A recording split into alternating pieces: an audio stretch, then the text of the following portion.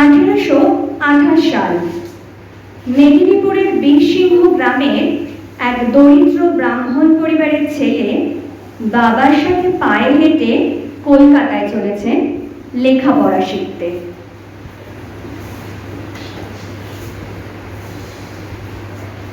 বীরসিংহ থেকে কলকাতা কাছের পথ নয়, তাই পথ চলতে চলতে বালক ঈশ্বর যখন ক্লান্ত হয়ে পড়বে তখন তাকে কাঁধে নিয়ে চলবার জন্য সঙ্গে এসেছে আনন্দরাম গুটি।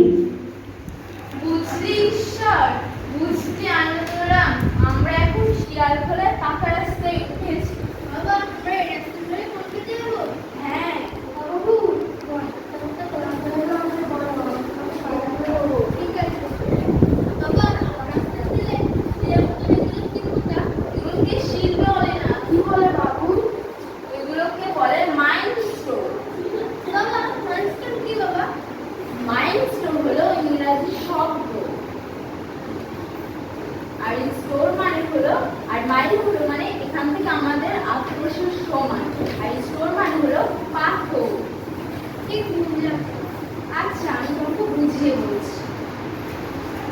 এখানে ইংরেজিতে লেখা আছে আর নয়, তার মানে এখান থেকে কলকাতা 19 মাইল দূরে। তাই বাবা? হ্যাঁ বাবা, তুমি একদম ঠিক চিনেছো ঈশ্বর। চলো জোস, এবারে এগোনো যাক।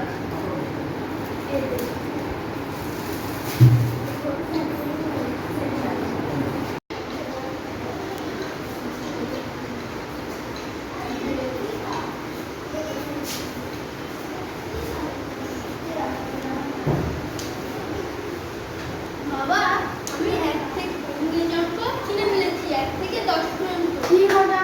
তাই নাকি বাবু? তাহলে তো একটা পরীক্ষা করে দেখা যাক তুমি কেমন শিখেছো। চলো এগোনো যাক।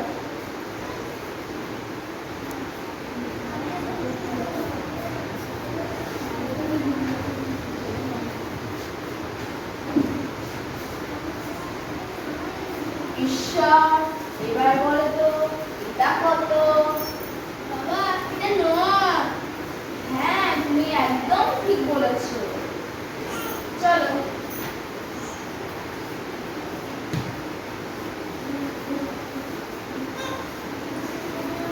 এবার বলো তো এটা কত? এটা 8। হ্যাঁ, এটা কত?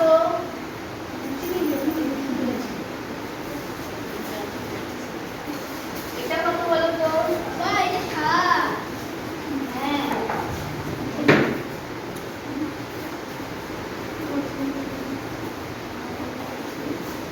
এটা কত বলো তো?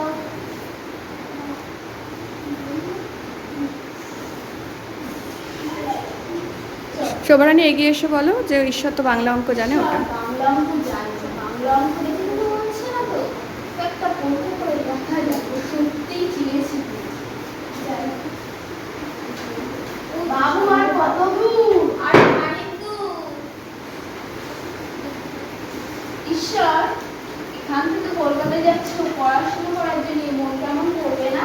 বাবা, পড়াশোনার জন্য তো মন কেমন করবে? দূর বাবা, তাহলে পড়াশোনা করো কিভাবে? চলো এগোনো যাক।